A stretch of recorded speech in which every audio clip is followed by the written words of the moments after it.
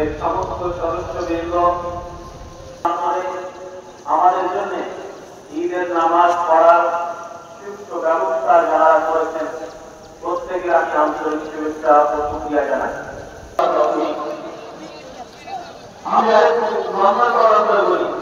আজকে আমরা নিজের নামাজ পড়ার জন্য তার যদি কিছু জিনিসের প্রয়োজন হয় তিনি তৎপর থাকেন না? এমনটি হয় না?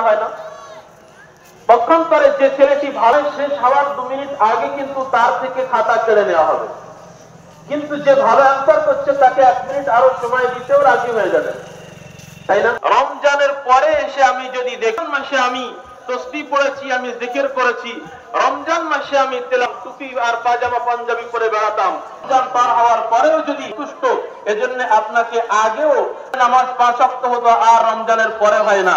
রমজান মাসে যে সমস্ত আমল আমরা করেছি আমরা সচেষ্ট হব যে রমজানের পরেও সেগুলো জারি রাখা। আল্লাহ পাক রব্বুল আলামিনের ঈদুল ফিতর মানে হলো রোজা ভঙ্গ করা, ব্রেকফাস্ট। ঈদুল ফিতর তথা এই খুশিতে আমরা গরিব মিসকিনদের হাতে তুলে দিই। আর এই খুশি আমরা উদযাপন করি, এই খুশি সবার জন্য নয়। তার মানে স্কুল যখন রবিবারের ছুটির কোনো দাম আছে কি? দাম নেই, কেননা ওই ছুটি আর ছুটি ছাড়া যেগুলো করার জন্য। এই ভারতবর্ষে এমন একটা সময় চলছে, তার ভিতরে বলা যায় যে এ সম্প্রীতির বাংলা ভারতবর্ষকে যেমন স্বাধীন করেছিল, এ বাংলাও সম্প্রীতি শেখায় গোটা ভারতকে।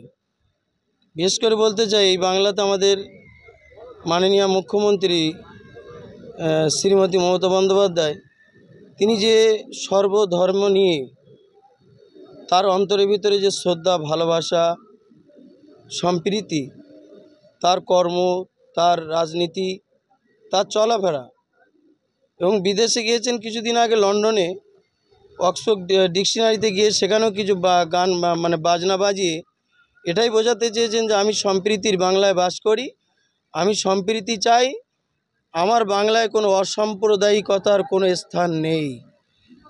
শুধু তাই না, এই বাংলাতে আমার ছোটোবেলা থেকে দেখছি সিপিএম পার্টি এসেছিল, কংগ্রেস এসেছিল, এবং আজকে বর্তমানে টিএমসি রয়েছেন। এই যে একটা শাসক দল, তাদের সহযোগিতা, তাদের সহানুভূতি এবং তাদের সর্বাঙ্গীন সহযোগিতা আমাদের যদি না থাকে, আমরা এত বড় জামাত এইভাবে রোডের ওপরে, প্রশাসনের যারা দায়িত্বে রয়েছেন তারা কত পরিশ্রম করছেন, এই রৌদ্রের তাপে কষ্ট করে সকাল থেকে তারা রোডটাকে কন্ট্রোল করে এটাই বার্তা দিতে চাইছেন যে দিদির বার্তা হলো যে বাংলায় কোনো উস্কানিমূলক কেউ কিছু করতে চায় তার কোনো স্থান এখানে নেই। এক কথায় অশুভ শক্তি কারা সেটা আপনারা বুঝতে পারছেন। এ বাংলাতেও কিন্তু একটা দাঙ্গা হাঙ্গামা বাঁধানোর চেষ্টা চক্রান্ত তারা চালিয়ে যাচ্ছে। নির্বিশেষে এটা বলতে চাই, এই বাংলার হিন্দু এবং মুসলিমরা এমন ভাই যে কাজী নজরুল ইসলামের কবিতাটা মনে পড়ে যায়, হিন্দু মুসলিম এক বৃন্তে 2টি কুসুম, হিন্দু মুসলমান, মুসলিম তার নয়নমণি, হিন্দু তার প্রাণ। এখন এই বাংলাতে আছে, তবে কিছু উস্কানিতে পা দেওয়ার চিন্তা ভাবনা নিচ্ছে। তাদের এই বাংলায় আশা করি দিদি থাকতে তাদের স্থান হবে না। আমার নাম হচ্ছে মোহাম্মদ বা এমডি হাসিবুর রহমান তরফদার। সকল মুসলিম ভাতৃবৃন্দ এবং আমার মা ও বোনেরা যারা যেখানেই ঈদ উদযাপন করছেন সকলকে ঈদ মোবারক জানাই। সাথে সাথে একটি বার্তা দিতে চাই যে আমাদের ঈদুল ফিতর হোক বা ঈদ উল জোহা হোক, এই ঈদ উপলক্ষে নানান জায়গায় লক্ষ লক্ষ মানুষের সমাগম ঘটে, কিন্তু আজ পর্যন্ত আমরা এই ঘটনা দেখিনি যে ঈদের দিন কোনো মন্দিরে বা কোনো অমুসলিম যারা অন্যান্য ধর্মাবলম্বী যারা তাদের ধর্ম যেখানে তারা চর্চা করে সেখানে কোনো দিন কোনো মুসলমান যে ঈদের দিন নারায়ে তাকবীর দিয়েছে, কোনো হাঙ্গামা করেছে, এরকম ঘটনা আমাদের সামনে আসে না।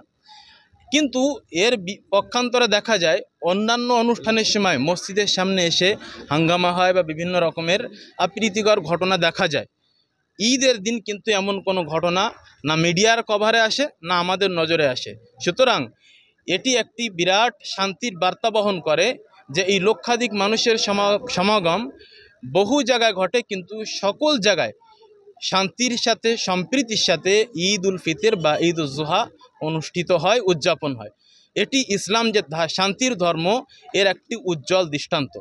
সুতরাং আজকেও আমি সকল মুসলিম ভাতৃবৃন্দকে এবং যে যেখান থেকেই এই লাইভ এই আপনার ইন্টারভিউ দেখবে সকলকে আমি ঈদ মুবারক জানিয়ে শান্তির সাথে ঈদ উদযাপন করার বার্তা জানিয়ে শেষ করছি। গোটা বাংলায় বা গোটা পৃথিবীতে যেভাবে হিংসা ছড়াচ্ছে সেইখানে কি বার্তা দেবেন? দেখেন, হিংসা ছড়াচ্ছে যদি আমরা মেপে দেখি তাহলে কিন্তু এই হিংসা ছড়াচ্ছে যারা সর্বসাকুল্যে এদের সংখ্যা কিন্তু কম। পজিটিভ মাইন্ড রাখার এরকম চিন্তাভাবনা রাখার সংখ্যা কিন্তু আজও বেশি আছে, সেটা আমাদের মুসলিমদের মধ্যে হোক অমুসলিমদের মধ্যে হোক, আজও কিন্তু পজিটিভ মাইন্ডের লোকের সংখ্যা বেশি। হয়তো আমরা তাদেরকে দেখি না। আর আমরা মিডিয়াতে যেগুলো দেখি যে এই সাম্প্রদায়িক সমস্যা আমাদের সামনে উঠে আসে, এই মুষ্টিমেয় মানুষ এরা সর্বদা এই দাঙ্গা ফাসাদ এবং এই ঝগড়া ঝামেলা সৃষ্টি করতে চায়, ছিল, আছে, থাকবে, কিন্তু এরা কখনো সফল হবে না। বাংলা বা বাংলাদেশ, পশ্চিমবঙ্গ বা বাংলাদেশ যে পরিস্থিতি হচ্ছে দুই দেশের মধ্যে একটি বিদেশ মন্ত্রী আছেন, ঠিক আছে, এবং তানাদের যে বিদেশ নীতি অনুযায়ী তানারা যেটা ভালো বুঝবেন আমরা সে সিদ্ধান্তে সন্তুষ্ট।